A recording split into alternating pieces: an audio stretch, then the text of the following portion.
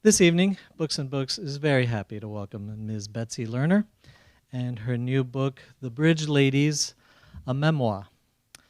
Ms. Lerner is an agent, a former editor, and a celebrated writer. The author of two nonfiction books, Food and Loathing and The Forest for the Trees.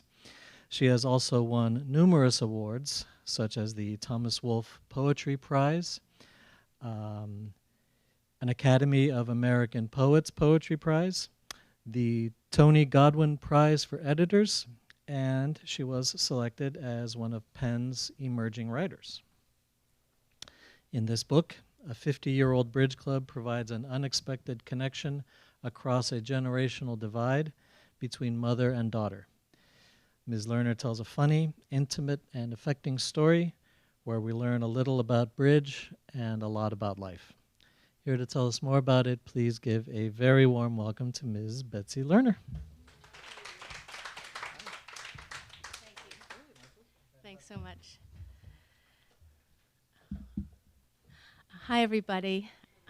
I'm Betsy. I'm so pleased to be here. I'll tell you a little bit about this incredible bridge journey that I've been on, and then I'll read a little section, and then perhaps we can have a chat. I was not always the put-together professional woman you see here today.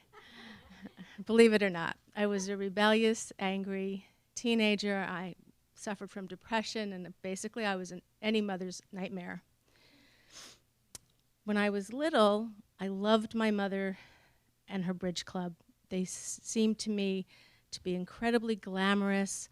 They smoked cigarettes, they did their hair, they wore beautiful accessories. They were like celebrities, movie stars to me. But when I became that wretched teenager, I completely turned my back on them. I dismissed them. I thought they were old-fashioned, square. Feminism had passed them by. They didn't get the memo that women were changing the world. The pill had changed the world. And I got out of my hometown of New Haven as fast as I could and really tried not to look back very much. Flash forward, I'm in my mid-40s. My husband gets a job in New Haven that we can't say no to, and we move back. And now I'm right there in my mother's backyard, and we still have a very difficult relationship full of conflict and criticism. Some people can relate to that. Then my mother needs some surgery and needs someone to watch her for a few days, and I volunteered to do that. I have to. And something happened. Every day, a different bridge lady showed up. Now they're in their 80s, but they still were pulled together, impeccably well-dressed. Their hair was still done, and each of them brought a meal or dessert, pot roast. And I would say hello and bring them tea, and then I would go into my bedroom, my childhood bedroom, and immediately start doing emails and go on Facebook. And then it just occurred to me, if I were ever to get into my 80s and become ill, nobody would visit me with food. I might get a few texts, a few little emojis, and that would be that. And I suddenly had this reckoning that I needed to find out who these bridge ladies were and see what our two generations could tell us about each other. And I embarked on interviewing my mother's bridge ladies for almost 3 years, sitting in on their game, learning how to play bridge. And I know a lot of you here play bridge, and you know that was not an easy thing to do. But I'd like to read a little passage about right when I moved home and about my mother, this mother-daughter conflict, and see if anybody can relate.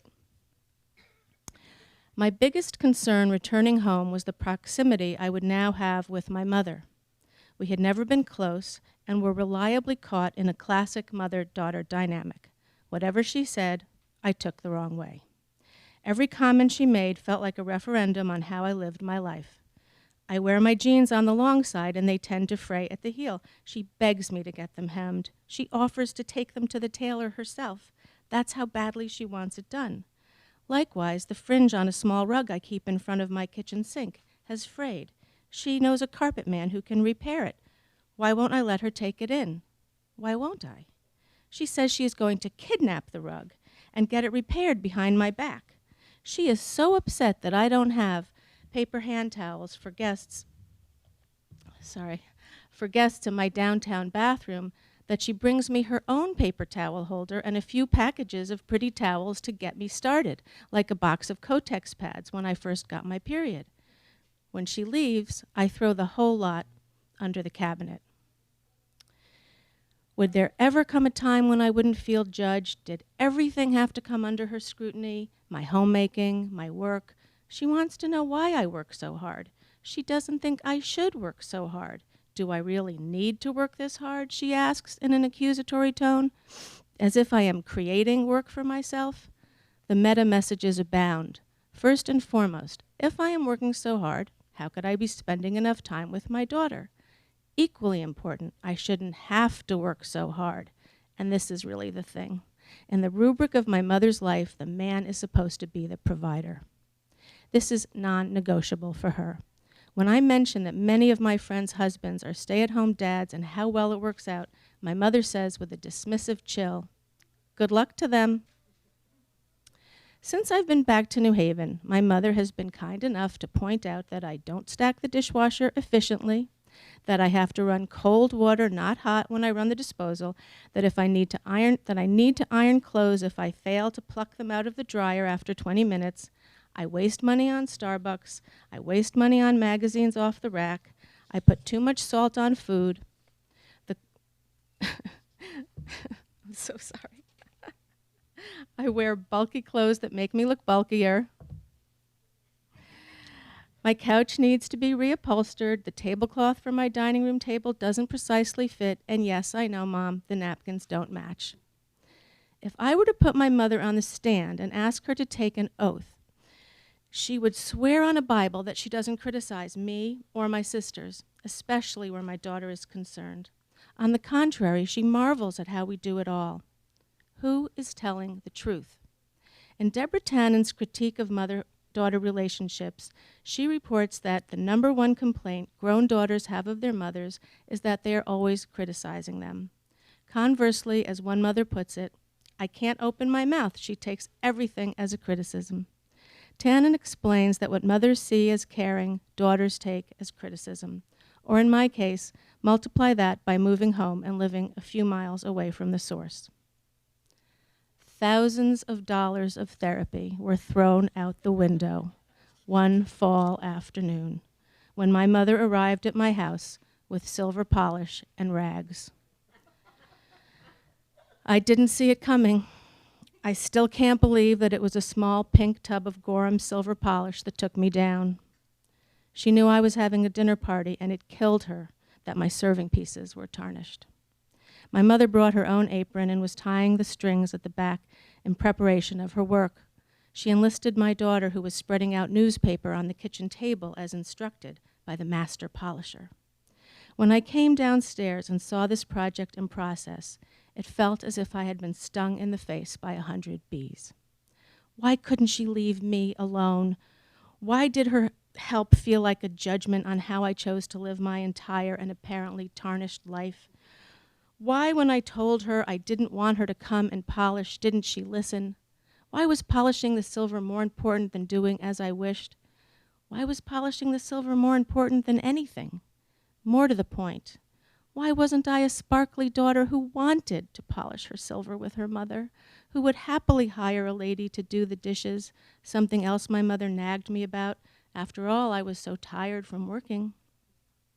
She insisted she had a good lady to do the dishes for God's sake. She offered to pay for it. Why was I so stubborn?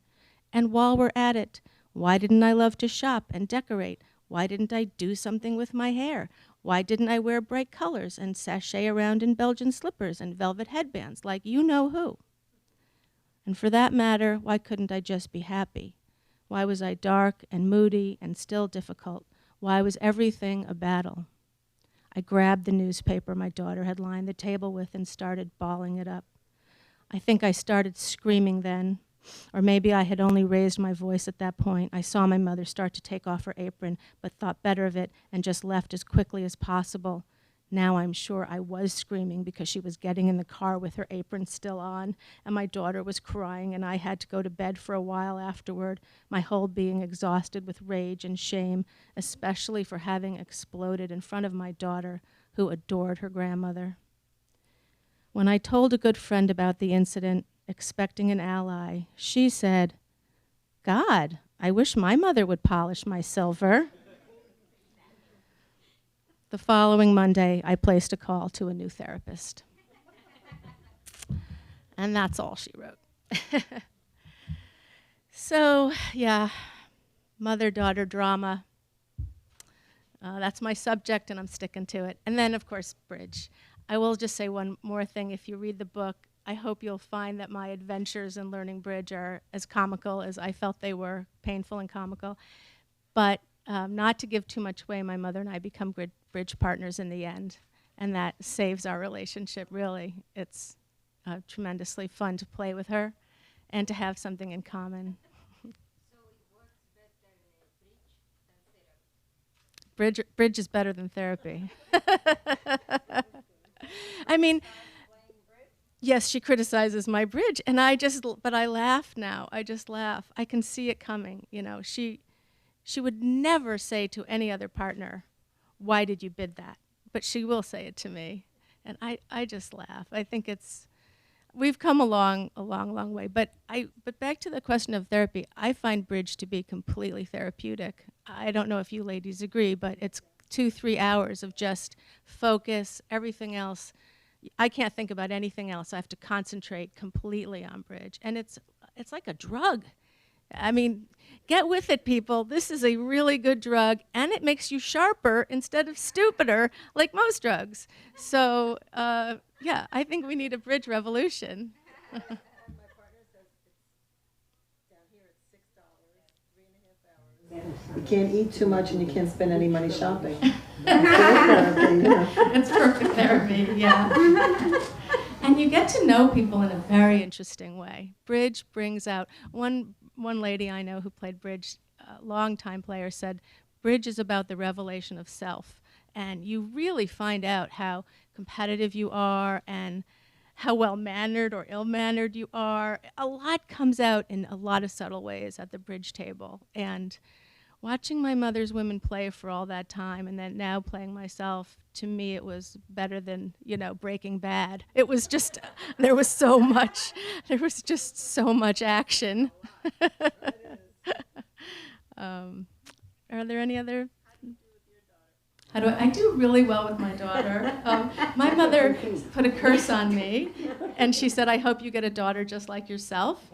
And I didn't. I got a remarkably well-tempered, sweet girl who loves to shop and do things, and she's smart and sings, and I never sang. I think singing is an incredible thing if you have that in your life.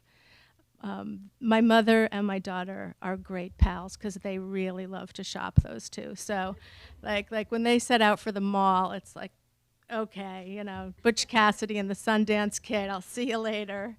But they also love Broadway shows and movies and restaurants, and they really get along well. And yeah, I'm so lucky, really lucky. A daughter like myself would have been really rough.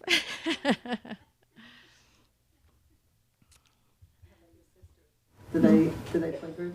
My sisters, so this is also hilarious. My mother, I decided I had to go to Reno to the national championships. You were there? Oh, wow. So I just wanted to go to check out the bridge scene, really, and I figured I'd see if I could find a partner there. Well, my mother volunteered to come. Wow. She's never played duplicate. Yeah. She plays, kitchen bridge, party bridge. So for people who don't know, one is a competitive way of playing and one is very social, and the social game has rules, but they're not people don't enforce them. In duplicate, if you make a mistake, people will basically kill your firstborn child. So we go to this tournament, and then my older sister and my baby sister decide to come along, like, what the heck? And then my daughter decides to come. So we're this entourage of really poor and not playing bridge people at this national tournament. But there was a Learn Bridge in One Day class, and my sisters and my daughter took it. And we all tried to play together at night in the hotel room. It was so much fun. And my mother and I played in the tournament, and we came in the 31st percentile. But even worse than that, people were saying, have you played with the mother and daughter yet? Because everybody knew us to just ruin every game. My mother kept throwing cards in the middle of the table. She kept talking. I would do this like, Mom. And she would look at me and say, what does that mean? It's like, oh my God, it was horrible. And then I reneged twice, and I had no idea that when you make a mistake, so this woman sitting next to me, director, and everything stops, and my face goes beet red, and I just keep apologizing as if I've, murdered babies, and it was horrible. And then the woman who called the director on me at the end finally said, it's just a game. And I just want to say that when people, especially bridge players, say it's just a game, they will slit your throat. They will slit your throat. Oh, no, the book wasn't out yet. I just brought these little, see, I have one left. I brought these little cards that gave you information about my website and my Facebook and my Twitter and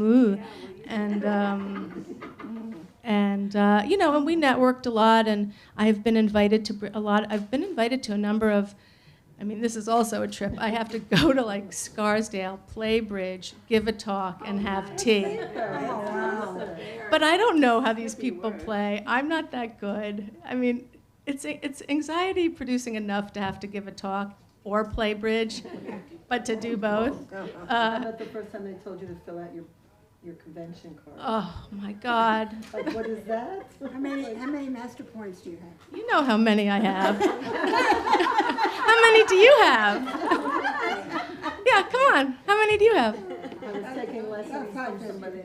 550? Yeah, not that much. That's nice. And they said, fill out your convention card. And I said, what's a convention card? I Yeah. don't have it. Yeah, we didn't know how to use the score.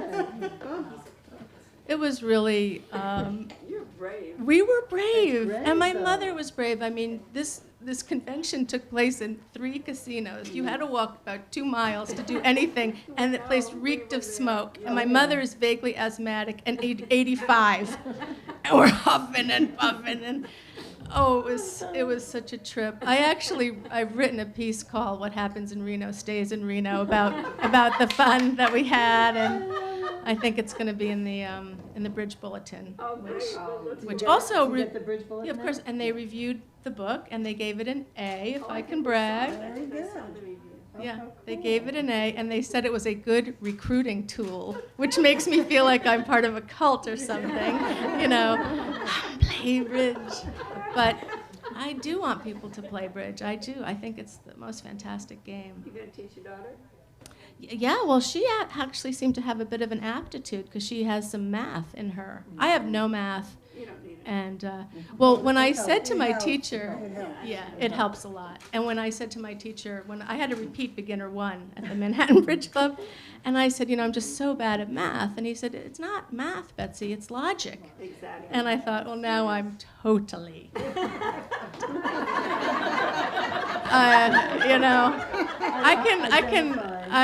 they must have loved you because you give them good scores. You're absolutely right. People love to play with us because Not completely, they didn't know what they were doing. Did Didn't I know. even tell you about, in the old days, the older people who play, there's not that many young people who play because they can't take the time to learn it because it's such a learning intensive thing. yeah. So, but the older people used to be fairly brutal. And when you sit at the table, the first time I went to a tournament, I didn't know what I was doing. And they were so mean and rude. I thought, if I was like a crybaby, I would never come back. Yeah. That would have been the end. But they've now lightened up a little bit. It's like they put out these happy faces. And they say we're a zero tolerance club. You can't be rude or mean, right? Weren't they? Well, Yeah. intimidation, a lot of Very much intimidation. intimidation. Well, the worst, in my mind, is playing with a married couple. Oh. Because they will go after each other like nobody's business, and really, really ugly. Your Really husband ugly. plays or not? No, my husband, he keeps thinking he might play because when my bridge friends come over, he can hear us downstairs having so much fun, and, he comes down, oh, what's happening? happening, but he doesn't have the time either. And That would be good, because it's a great couples thing, you know. yeah, I would love it if he learned. He would be better than me like that, because he's Yes. great at math, That's good. and he has a good We memory. should get him to do it. Yeah. When they ask me if my husband plays, I say, no, we want to still be married. Right. Well, there's one story on the books of where a wife killed her husband Yeah, in it's a true story. 1924 or something. True story. It is a true story.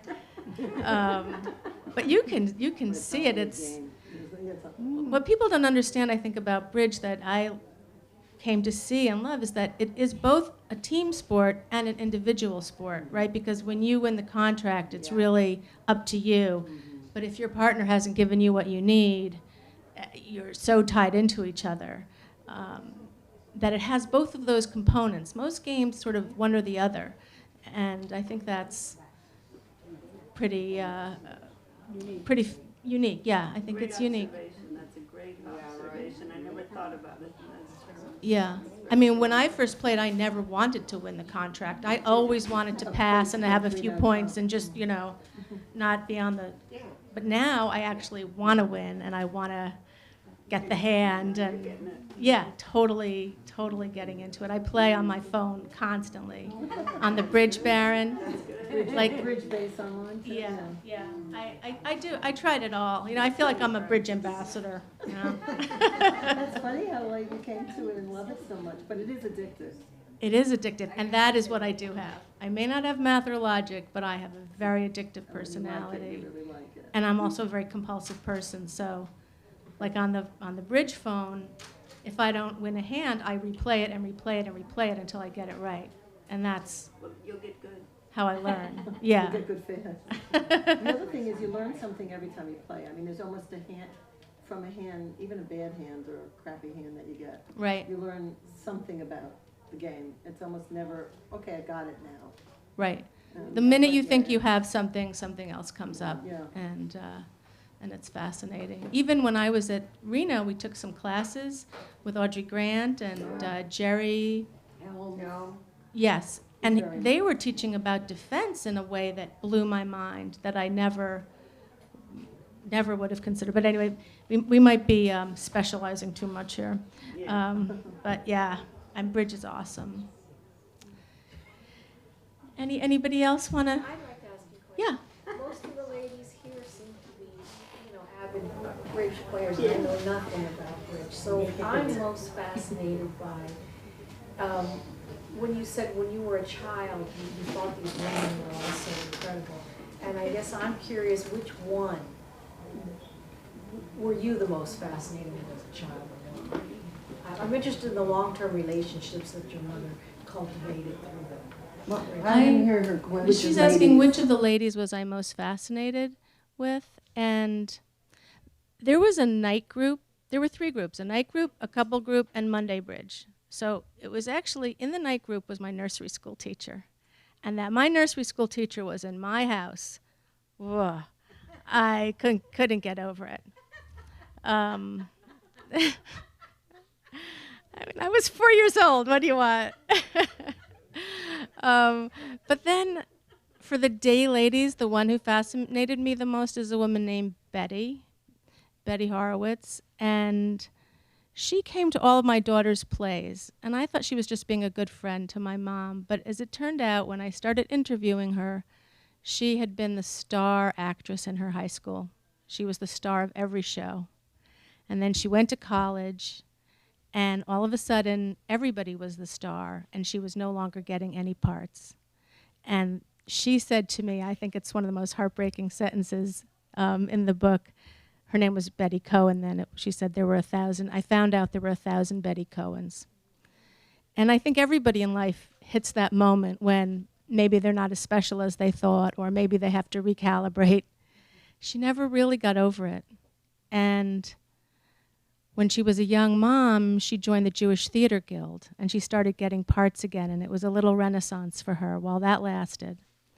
But then when I was interviewing her one day in her kitchen, the paper was out, and it was open to audition notices. And I said, Betty, are you thinking of, oh no, never, never. Why are you looking at it? I just like to look. And to me that just encapsulated a whole life. She's also very beautiful and very elegant, and I liked her style the most. Not supposed to pick favorites, but yeah, she's the one long strand of pearls person in the room. And she also took elocution lessons when she was young. I also discovered this, and it's why she has beautiful elocution, and she has beautiful posture. And I would have never known about this whole world of hers. And with each of the ladies, I found out things that moved me just as much. But Betty's story, just sort of for a writer, it had that perfect arc, and I got to know her before it was too late. Talking about her. Did I? I'm terrible. No, but it was very interesting to watch. She's extraordinary. I wish she would answer one of those notices, Why not? Everyone needs a grandma. And the ladies. Oh, yes. Yep. Every Monday, lunch and bridge. Noon to 4. Wow. 2 ladies no longer cook, and they go to a diner and then go back to the house. My mother and Betty, actually Rhoda still cooks. 3 still cook. And that's another thing I notice about and write about in the book. Tablecloths, napkin rings. Everything is out on the table. One of the things I became obsessed with is they cut the butter into pats. Now I ask you.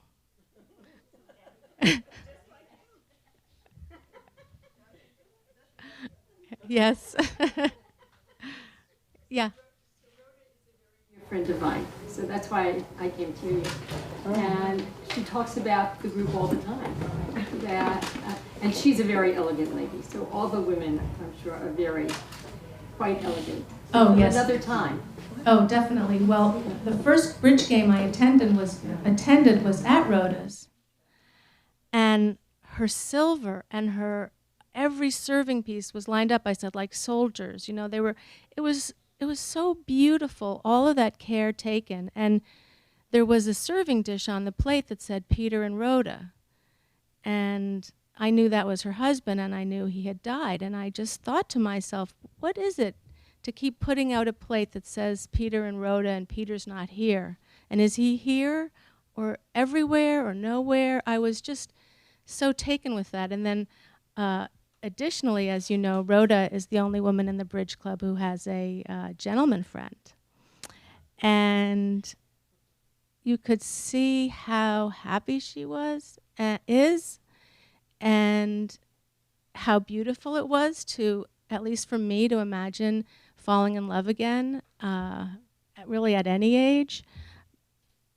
Rhoda is also the most observant of the women, and I learned, I'm an atheist, and I've always been like a badass atheist, like I don't care. But from Rhoda, I learned to appreciate aspects of Judaism that I'd never considered before. So each of the women taught me a lot. Was there a hand? No. Yeah. And everything. The teacher that I had said the tournaments in the past, everybody wore dressed suits, and sometimes even at 1 or 2 of the tournaments, it was like tuxes and elegantly dressed. You didn't ever come in anything but dress up to the Bermuda I've Bowl, heard I that think, too. Yeah.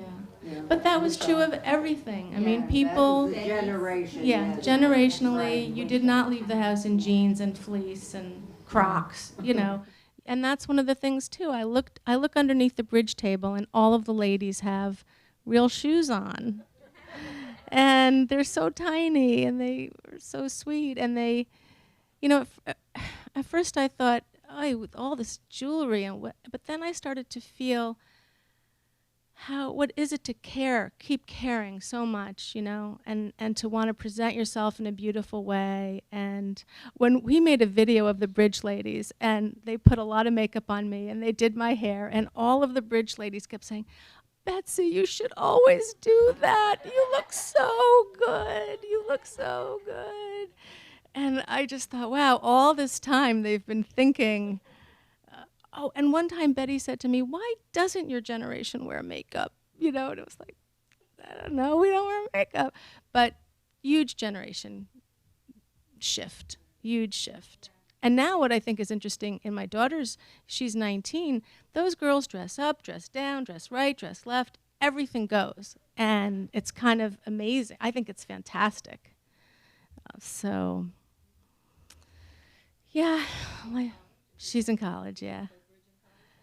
The club at her school is defunct, sad to say. But a lot of people I meet, especially guys, learned in college. Like the men who I play with now. Yeah. Yeah, a lot of people learn in college. They say, I haven't played since college, I'm back, I retired now, Right, so I can play. right, yeah. So, we good? Thank you very much. Thank you. Thank you, Betsy. Thank you. All right, folks, then if there are no more questions, a reminder for our internet audience watching at home, there is still plenty of time for you to call the number on your screen, and we can send the Bridge Ladies to wherever you, not literally Bridge Ladies, but the book to wherever you are in the United States free of charge. For those of you here in the house, we have the Bridge Ladies, as well as Betsy's previous books, The Forest for the Trees, and Food and Loathing for sale at the counter in the front room over there. She'll be signing here at the table to the left of the podium. And this has been so charming. Why don't we please give Betsy Lerner another hand? Thanks very much. Thank you, Betsy. All right.